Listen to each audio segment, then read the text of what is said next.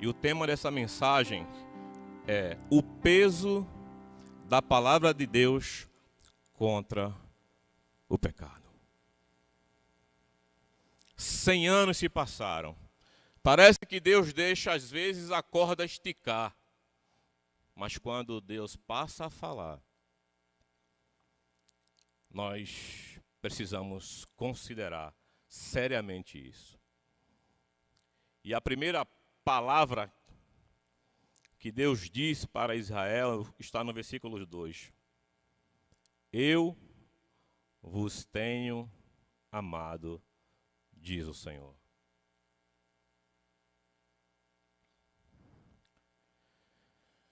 Que expressão! A primeira coisa que Deus diz para Israel, para Judá, é: eu vos tenho amado. O meu amor, Judá, Israel, é leal. Porque o termo é: eu vos tenho amado. Eu não vos amei. Eu não vou amar vocês no futuro e nem vos amei no passado, mas é no presente. Eu vos tenho amado. Eu tenho amado vocês, o meu amor é leal, a minha fidelidade do meu amor, o caráter incondicional do meu amor por vocês tem sido mantido. Um amor incompreensível, inquestionável, pelo menos para nós, mas não para este povo. Porque a primeira pergunta, quando Malaquias fala para o povo, é que ele diz assim: mas vós dizeis, em que nos tem amado? Meus irmãos, se numa relação interpessoal, eu conheço um caso de um amigo, um líder, e ele me confessou e eu pude ver aquele homem destruído emocionalmente. Quando ele foi corrigir o seu filho, e o seu filho, por volta de seus 20 e poucos anos, e ele dizendo: filho, nós temos investido em você, estamos fazendo tudo por você e você nos trata assim. E o filho disse: como é que o Senhor tem nos amado? O Senhor nunca me amou? O Senhor nunca fez nada por mim? Se uma pessoa nos diz isso, que nós esperamos de um filho, de uma esposa, imagina Deus. E Deus está ouvindo isso do seu povo. Em que tu, Senhor, nos tem amado? É colocar o caráter de Deus em xeque. É colocar Deus no banco dos réus da dúvida e do questionamento. É levar Deus a uma condição humana e caída. No que o Senhor nos tem amado?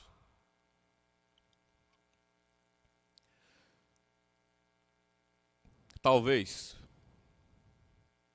mendiguemos o amor de outrem, de pessoas e de coisas, mas nunca ouse questionar o amor de Deus, porque eu vos tenho amado.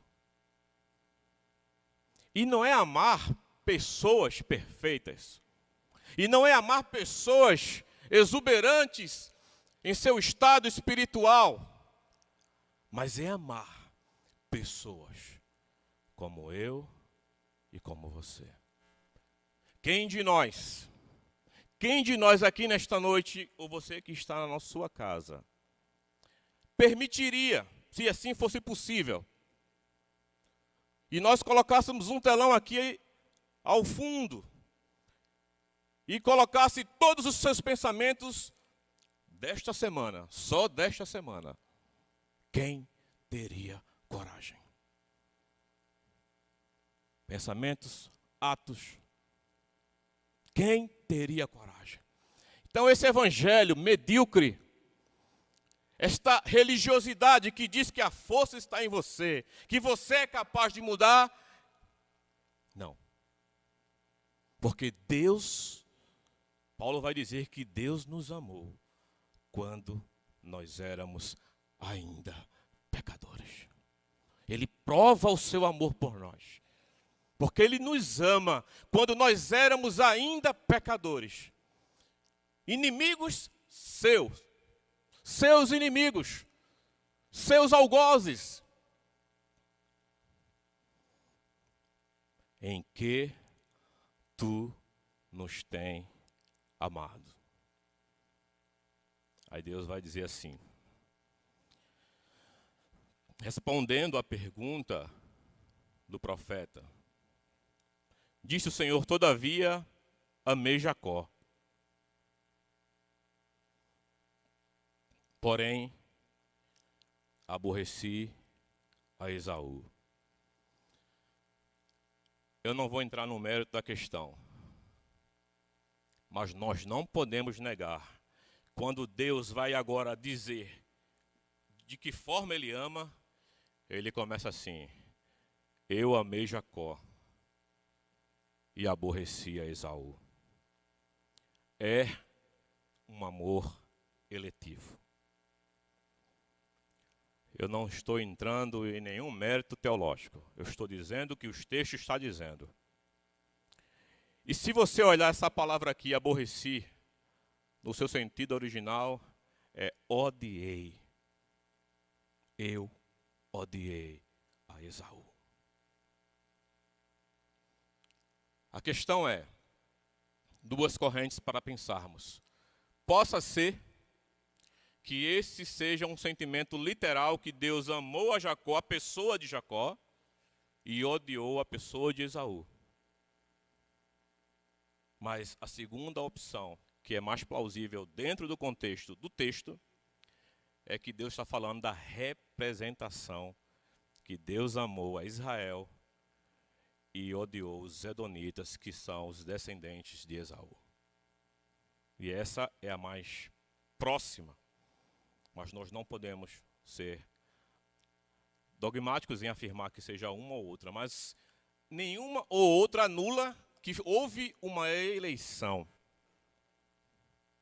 Houve uma decisão de amar a Jacó e de aborrecer a Esaú. Na história conta que Nabucodonosor invadiu o território dos edonitas, expulsou do seu território. Eles perseguiam a Israel. Poderíamos ver isso em Jeremias, em Lamentações, mas para que nós, como não é um estudo e eu preciso avançar porque é um texto complexo, na prática Deus já tinha provado o seu amor por Israel, livrando Israel da força e da ira deste povo edonita. É isto que Deus está dizendo. Quando eu amei Jacó e aborreci a Esaú, eu livrei vocês das mãos dos edonitas. Eu permiti. Veja a sequência do texto. Versículo 3. Porém aborreci Esaú, e fiz dos seus montes uma assolação, e dei a sua herança aos chacais no deserto.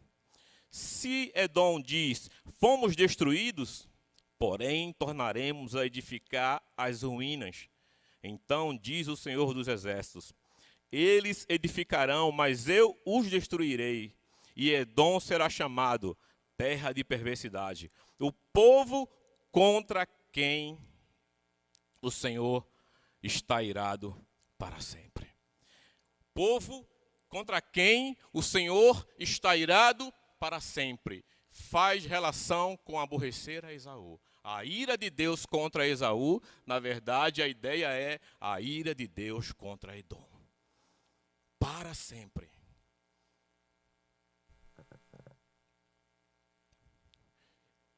Irmãos, somos muito românticos e tratamos o amor de Deus de uma forma muito romântica. E às vezes queremos colocar Deus dentro dos parâmetros filosóficos dos nossos conceitos e dos nossos pensamentos. A verdade é que Deus amou a um e Deus não amou o outro. Por quê? Porque Deus é soberano na sua vontade. Vamos seguir, versículo 6. Observe o primeiro questionamento de Deus com os sacerdotes.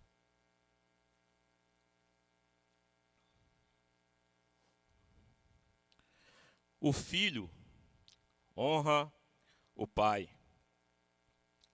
e o servo ao seu senhor. Se eu sou pai, onde está a minha honra? E se eu sou o Senhor, onde está o respeito para comigo? Diz o Senhor dos Exércitos a vós outros, ó sacerdotes, que desprezais o meu nome, vós dizeis, em que desprezamos nós o teu nome. O povo estava no automático. A primeira, a segunda resposta, quando Deus diz, vocês desprezaram o meu nome. Em que nós desprezamos o teu nome, Senhor dos Exércitos? Aí Deus vai explicar. Mas antes de eu explicar esse desprezo pelo nome de Deus, observe que como Deus é apresentado no versículo 6. O filho honra o pai, e o servo ao seu senhor. Se eu sou pai, onde está a minha honra? Deus, com o peso da sua palavra, está falando para os sacerdotes. Se eu sou pai, aonde está a minha honra? Deus afirma o amor dele e agora Deus está tratando na figura de um pai para um filho. Observe que Deus está tratando e trazendo uma realidade familiar. Eu sendo pai de vocês, cadê a minha honra?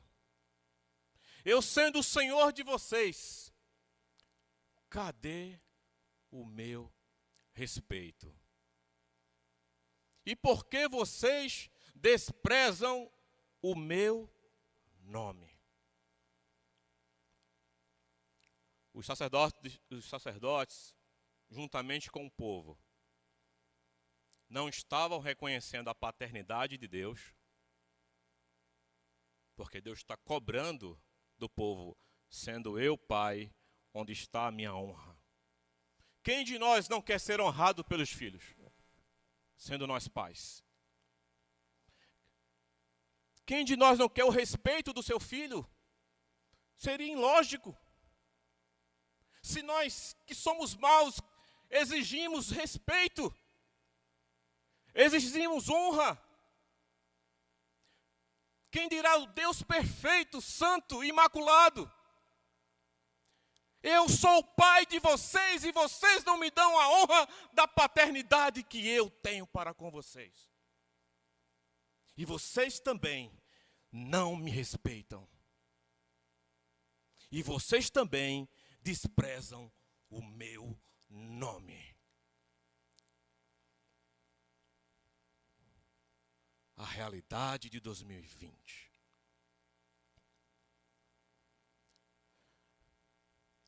A falta da referência de quem é Deus.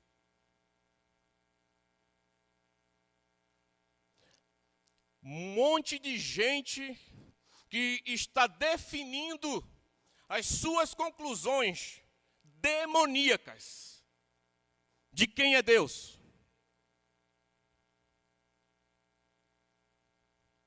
As relações familiares conturbadas por causa da falta da referência da paternidade de Deus. E nós vamos ver o estrago do pecado quando nós não temos a referência de quem é Deus. Se eu sou pai, se eu sou o pai, eu quero a honra, o respeito. Mas esse povo diz: em que nós temos te desrespeitado? Parece que aqui existe uma expressão de desdenhar de Deus. Só pode ser. Ou eles estavam tão afundados no pecado, ou eles já não consideravam Deus. O serviço do templo, o serviço cristão, era um serviço religioso, sem verdade, sem intensidade.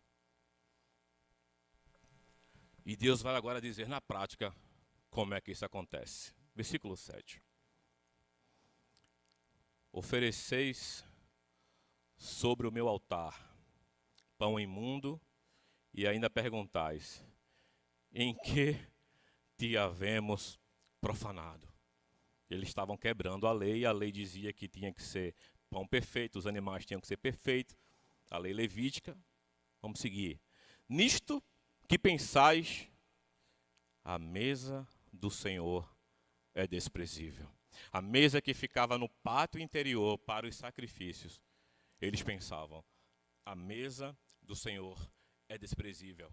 Mas observe, quem colocava o pão imundo sobre a mesa?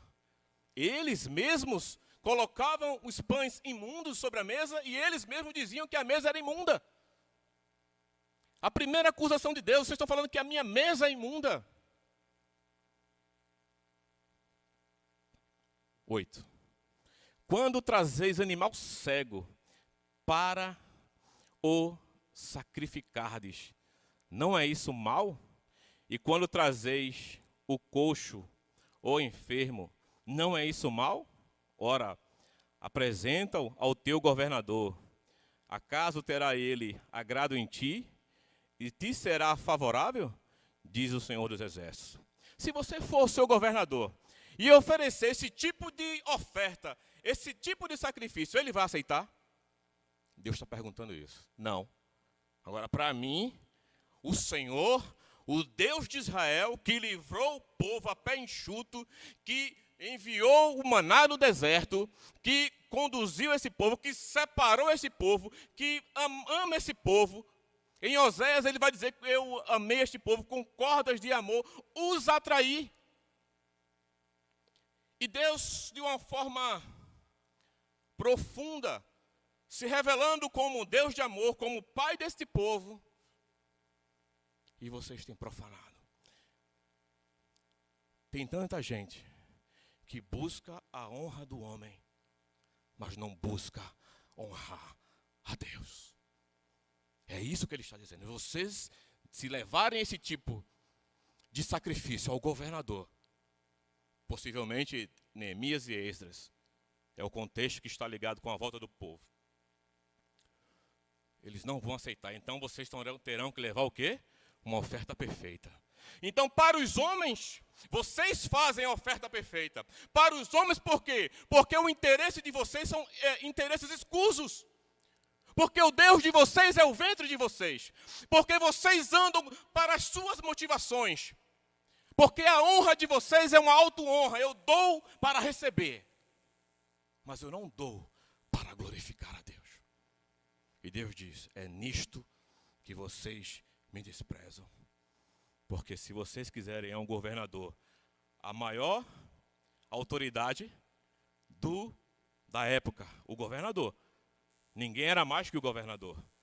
Então vocês fazem isso. Veja o versículo 10.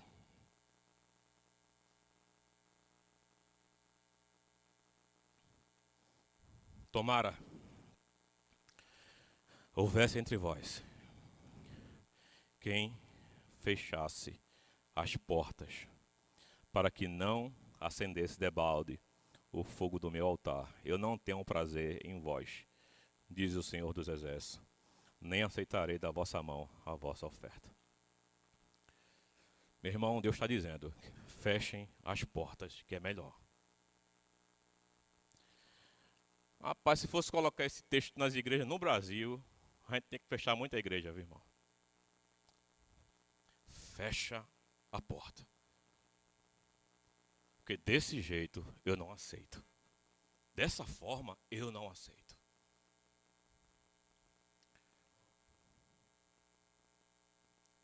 É muita irreverência, irmãos. É muita rebeldia. É muita infantilidade. E é muita ofensa ao caráter santo de Deus. Mas nós não devemos brincar com isso. Nós devemos levar Deus a sério, muito sério. E Deus diz, eu prefiro que tivesse um de vocês que fechasse a porta e não acendesse o fogo do meu altar, porque é debalde. Eu não aceito isso de vocês, eu não quero. Desta forma, não.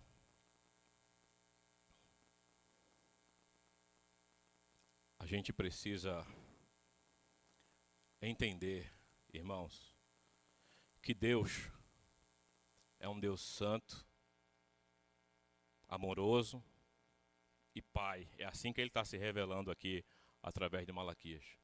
Mas que Ele faz algumas exigências.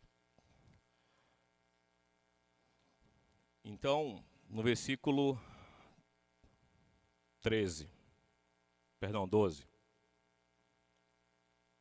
Mas vós o profanais quando dizeis, a mesa do Senhor é imunda, e o que nela se oferece, isto é, a sua comida é desprezível.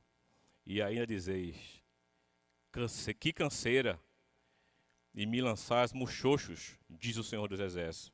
Vós ofereceis o dilacerado, o coxo e o enfermo. Assim fazeis a oferta. Aceitaria eu isso da vossa mão? Diz o Senhor. Não. A religião cansa, irmãos. Eles diziam, que canseira o sacrifício, a vida da igreja, a vida do templo, porque a religião gera isso. Canseira. Porque não há uma realidade. Agora vá no versículo 14. Pois, maldito seja o enganador que tendo um macho no seu rebanho, promete e oferece ao seu senhor um defeituoso, porque eu sou grande rei, diz o Senhor dos Exércitos, o meu nome é terrível entre as nações. Quando Deus fala aqui que o seu nome é terrível entre as nações, eu quero que você perceba nas Escrituras a relação que Deus tem com o seu nome. O nome de Deus, ele é dado para esse povo. E por que Deus ele se importa com o seu nome? Observe no capítulo 1, versículo 11. Mas desde o nascente do sol até o poente é grande entre as nações. O meu nome, e em todo lugar lhe é queimado incenso e trazido ofertas puras, porque o meu nome é grande entre as nações, diz o Senhor dos Exércitos. No 14 ele diz que o seu nome ele é terrível. Capítulo 2, versículo 2. Se o não ouvirdes, e se não propuserdes no vosso coração dar honra ao meu nome, diz o Senhor dos Exércitos, enviarei sobre vós a maldição e amaldiçoarei as vossas bênçãos, já as tenho amaldiçoado, porque não vos propondes isso no coração. Deus, no capítulo 2, verso 2, diz se não honrardes o meu nome. Versículo 11, o meu nome é grande entre as nações. Versículo 14, o meu nome é terrível. Por quê? Todas as vezes que nós vemos o nome de Deus, ou os seus nomes, que são muitos, ou algum título em relação a Deus, nós temos que entender que os seus nomes, ou esses títulos, eles são intrinsecamente ligados ao caráter de Deus. É Deus se revelando pelo nome. Jeová Jireh, Deus de provisão. El Shaddai, Deus libertador. Jeová Nissi, aquele que cura. Então, todas as vezes que há uma relação com o nome de Deus, essa relação está levada ao caráter de Deus, porque Deus está sendo revelado por causa do seu nome ou dos seus nomes. E quando não há honra com o nome de Deus, quando não há honra para com o nome de Deus, nós estamos desrespeitando diretamente a pessoa e o caráter do próprio Deus.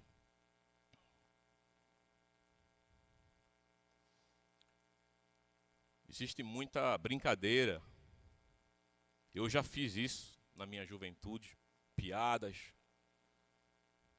duplos sentidos, com o texto sagrado, com a palavra de Deus, até que um dia Deus usou uma pessoa e eu nunca mais pratiquei esse tipo de brincadeira, porque nós estamos falando de uma divindade e ele exige honra ao seu nome. Observe que essa desonra e que essa falta do nome do Senhor, de honrarmos ao nome do Senhor, pode nos levar a caminhos terríveis e quase que irreversíveis. Deus identifica isso nos sacerdotes. Deus não aceita o serviço dos sacerdotes, mas também Deus vai identificar no povo. É interessante que parece que quando os sacerdotes estão vivendo em pecado, o povo vai junto. Isso está na história de Israel. Parece que quando os sacerdotes não pregam a palavra, não pregam a verdade, o povo vai junto na corrupção. Versículo 10 do capítulo 2.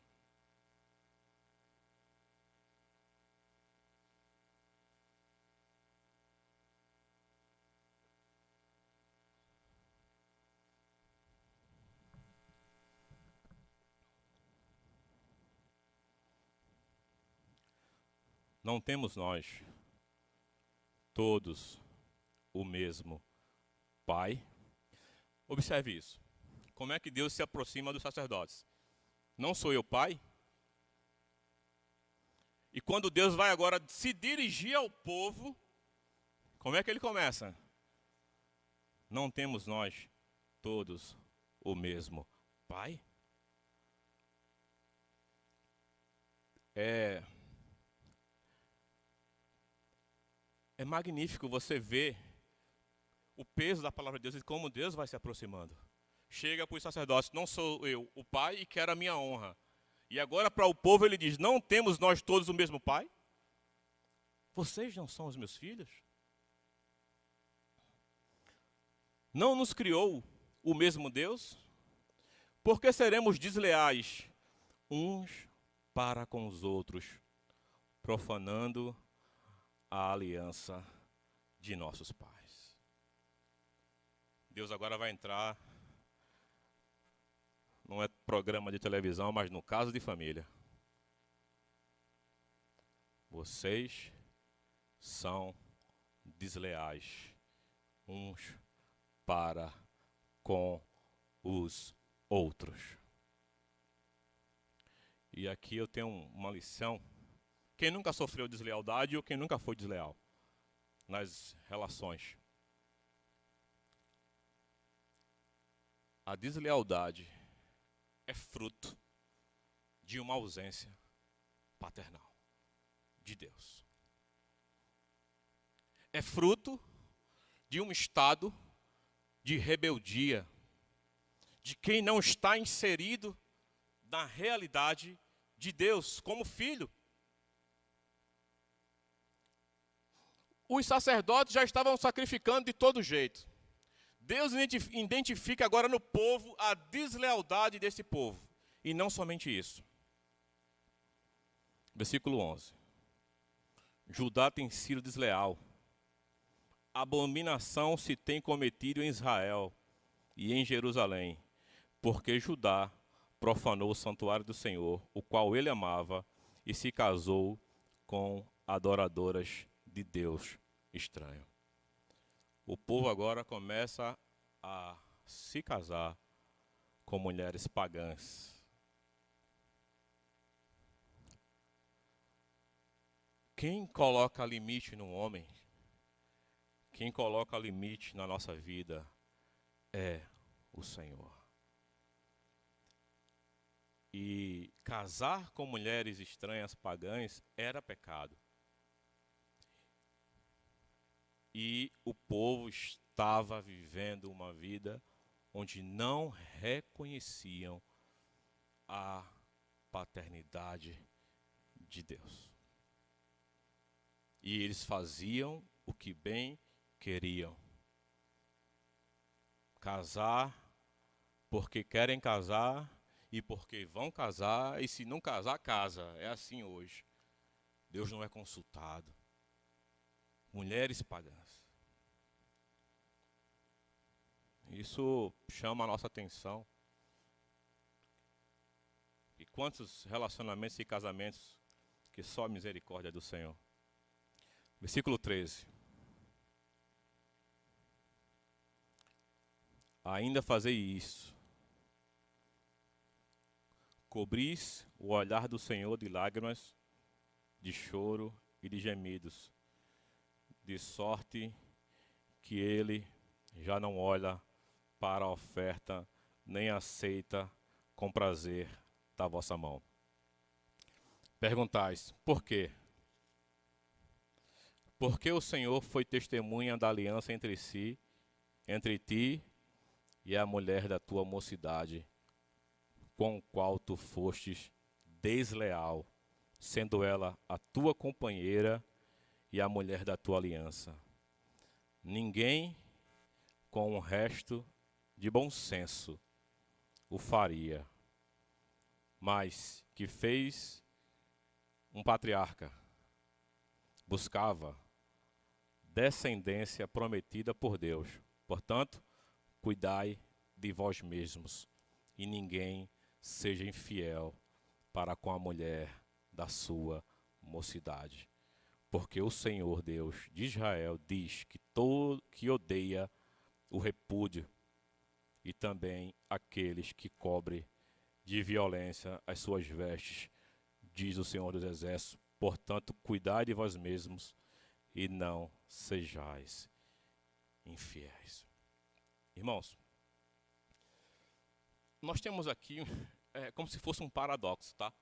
Deus, ele começa fazendo as suas cobranças da honra, do respeito, está indignado com o tipo de sacrifício que estava acontecendo, identifica o pecado dos sacerdotes, e quando Deus vai para o povo, Deus observa o casamento com as mulheres pagãs, e agora Deus vem falar sobre a questão da separação e do adultério, do divórcio. Que Deus não quer que isso aconteça. É o Deus que está preservando a família, meus irmãos. É Deus que busca o padrão correto para a família. Não sejais infiéis. Não deixe a sua esposa. As mulheres poderiam dizer amém, porque essa palavra é para os homens. A responsabilidade sacerdotal é para os homens. Não se casem, não se divorciem, não adulterem. Fiquem com as suas esposas. Em nenhum momento nós vemos um Deus que busca somente para si a glória, mas ele reparte o seu estado de santidade e ele manifesta isso onde? Na família. Aquilo que ele é santo, ele quer santificar o povo com não adulterar, não deixar a esposa, Tem pastor que já está no 15º casamento, irmão. Se você está me ouvindo, vai orar. É 15º casamento. Pelo amor de Deus.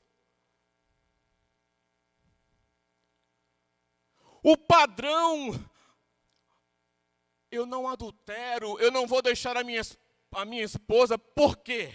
Porque eu tenho Deus como meu Senhor. Porque Deus me criou para cuidar da minha família, como um marido, para eu cuidar dos meus filhos como um pai. Mas a referência padrão são os padrões de Deus. E não havendo o padrão de Deus nas famílias, é o caos que está.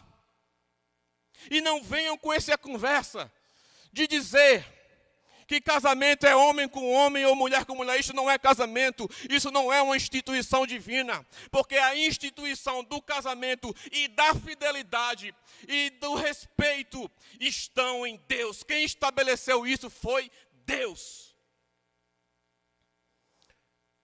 Isso é uma instituição que Deus levantou. Deus está trazendo agora o seu caráter para o povo. Agora, se não tiver Deus nesta relação, aí vem divórcio, vem adultério, vem mulher pagã, vem homem, vem agora tudo, né? Porque agora, irmãos, agora é bestial. As coisas são bestiais.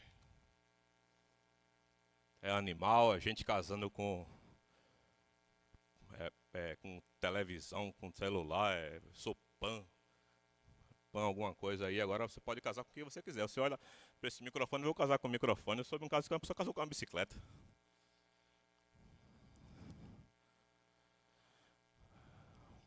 Isso, ele vai dizer aqui, ele vai dizer assim, versículo 15. Ninguém com o resto de bom senso faria. Falta até bom senso, irmão. Bom senso. É uma questão de compreensão psicológica, de entender que isso não tem bom senso nisso. Deixar a esposa não tem bom senso. Se tiver um resto de bom senso, você não faria isso. Mas o povo nem isso tinha.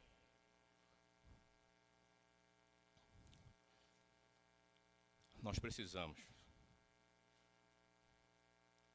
ir aos pés do Senhor. Como eu não vou finalizar hoje essa mensagem, e eu preciso de mais alguns dias para pelo menos umas 2 ou 3, o que nós poderíamos hoje ter do Senhor para essa simplória exposição que eu vos fiz? Versículo 9 do capítulo 1.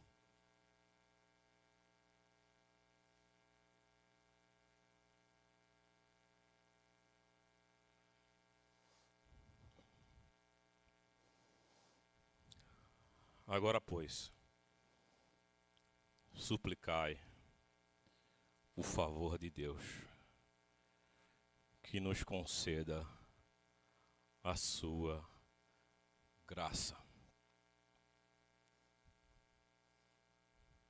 Que texto interessante nas entrelinhas da exposição de Malaquias. Agora, pois, suplicai o favor de Deus, que nos conceda a sua graça. Irmãos, a igreja do Senhor precisa suplicar. Nós precisamos nos arrepender. Nós precisamos nos humilhar diante do Senhor. Está quase que insuportável ver e ouvir o que está acontecendo. As relações,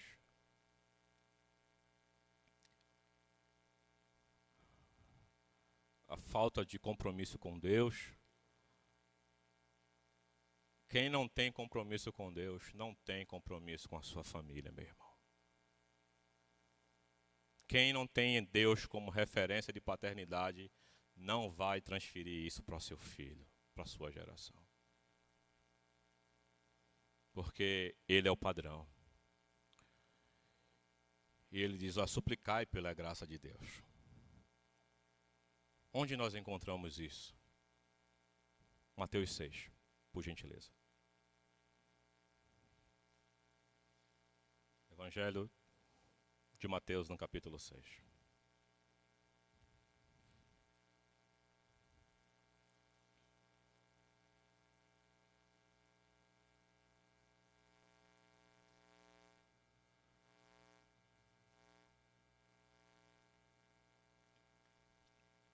Malaquias, o último profeta do Velho Testamento. Depois dessa revelação de Deus para o povo, Deus se calou. 400 anos, sem evidências de que Deus falara. Deus vai voltar a falar através de João Batista e, claro, através de Cristo. E os discípulos queriam aprender a oração do Pai Nosso.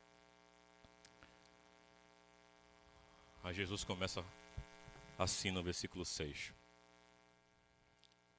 Guardai de exercer a vossa justiça diante dos homens, com o fim de serdes vistos por eles. De outra sorte, não tereis grande galardão junto de vosso Pai Celeste. Jesus começa agora a trazer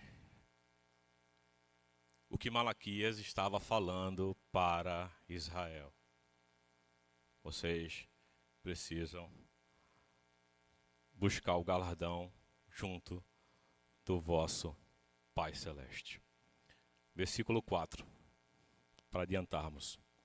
Para que a tua esmola fique em secreto, e teu Pai, que vem em secreto, te recompensará.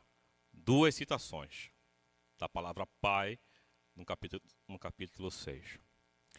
E quando orardes, versículo 5, não sereis como os hipócritas, porque gostam de orar em pé nas sinagogas e nos cantos das praças, para serem vistos pelos homens. Em verdade vos digo que eles já receberam a recompensa. Versículo 6. Tu, porém, quando orardes, entra no teu quarto, e fechada a porta, orarás ao teu Pai, que está no céu, e teu Pai, que está em secreto, te recompensará. 4 citações. 7.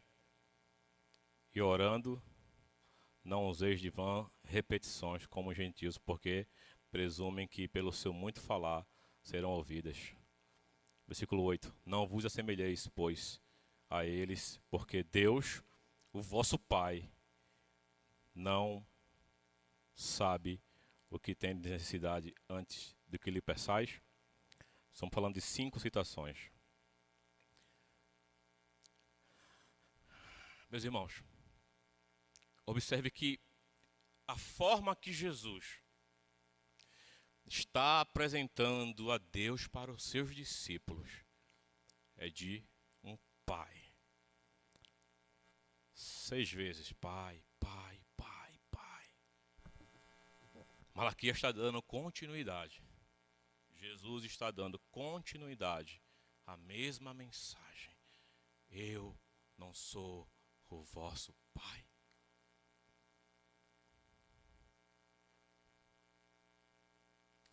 A paternidade de Deus por meio dele, de Cristo. Suplicai, pois, pela graça de Deus, e Cristo é esta graça. Cristo, ele veio para que nós tivéssemos a oportunidade de estarmos com Deus. Então, Jesus vai apresentando a Deus como um Pai, aproximando de um hiato de 400 anos, ele vai estreitando e levando esse povo à consciência da paternidade de Deus. Jesus traz de volta a memória de que Deus é Pai. Que isso vai se cumprir na cruz, mas ele já está antecipando a obra paterna de Deus sobre os seus filhos. Agora veja o versículo 9. Portanto, vós orareis assim: Pai nosso que está no céu, santificado seja o teu nome. Jesus é extraordinário. Os sacerdotes não tiveram cuidado com o nome de Deus. O povo desprezou o nome de Deus. Mas na oração, Jesus tem todo um cuidado com o nome do seu Pai. E diz: santificado seja o teu nome. É muito profundo, irmãos. A graça que Malaquias ora, Cristo vem cumprir, de nos levar ao Pai, e que nós santifiquemos o nome do Pai.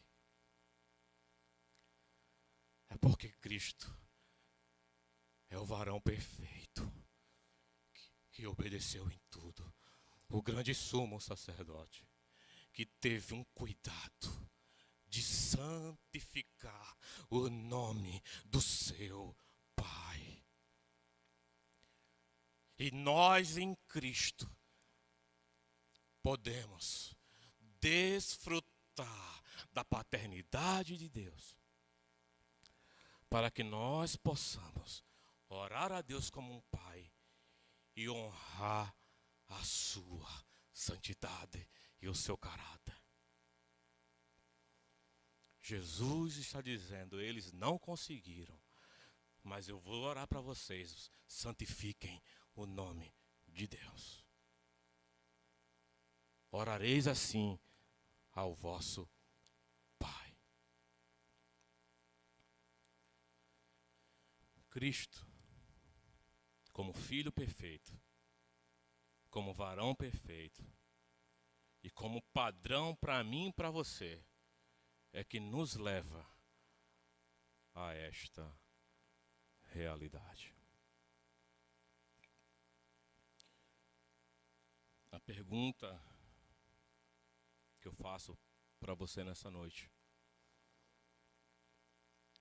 que tipo de serviço temos apresentado diante de Deus? Ah, mas é porque a pandemia não deixou. Eu não posso ir para a igreja, mas vai para a fila da caixa. A fila da caixa você vai. A igreja é a primeira na lista. Ah, eu não posso ir para a igreja porque eu não tenho para onde deixar. Mas se tiver que sair com o esposo, deixa um filho, arranja um gato, mas arranja. Mas a parte do Senhor é feita os sacerdotes. É pão imundo, irmãos. É serviço coxo. Por isso que eu disse, aquelas portas deviam ter seguranças ali. E o pastor disse: não, volte para casa, que não pode, nós temos que respeitar a lei. Vamos fazer aqui 5 cursos, porque... Mas não tem interesse em Deus. Agora, se a gente tivesse aqui um sorteio de carro zero, um apartamento, aí... Mas a gente só tem Cristo. Tivesse aqui um cantor, esses mal assombrados que vêm aí, tudo do troncho, não tem paternidade nenhuma, aí também enche. Que tipo de serviço é o nosso? Uma outra pergunta que eu vos faço: as suas relações como homem e mulher, elas são aprovadas por Deus? Deus aprova? Você tem certeza disso? Ó, irmão, casamento, relação, casamento, quem é casado sabe. Se não é Jesus, o Espírito Santo, o Pai e anjo, dá não, irmão. Casar com mais santa que a gente casa. Se não for a Trindade e os miríades de anjos, você não consegue passar, não. Segundo, será que nós não estamos sendo agora? Vai só para os homens essa, né? O texto ali pode se aplicar às mulheres? Pode, mas Deus estava cobrando dos homens. Será que nós não temos sido infiéis e desleais no nosso casamento? Necessariamente não é um adultério, mas deslealdade emocional, deslealdade com o cuidado com os filhos, deslealdade nas obrigações espirituais.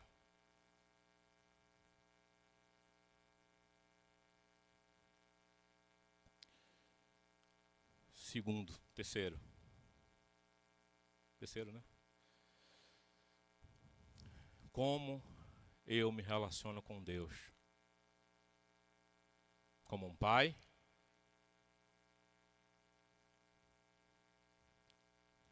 E o último,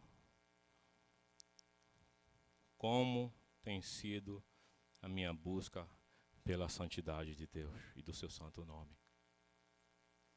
Que o Senhor nos ajude, meus irmãos. Que o Senhor nos dê condições. Se o Senhor nos permitir, continuaremos, eu particularmente, vou continuar nesse livro. Tem muito que a gente buscar do Senhor e trazer daquilo que Deus quer.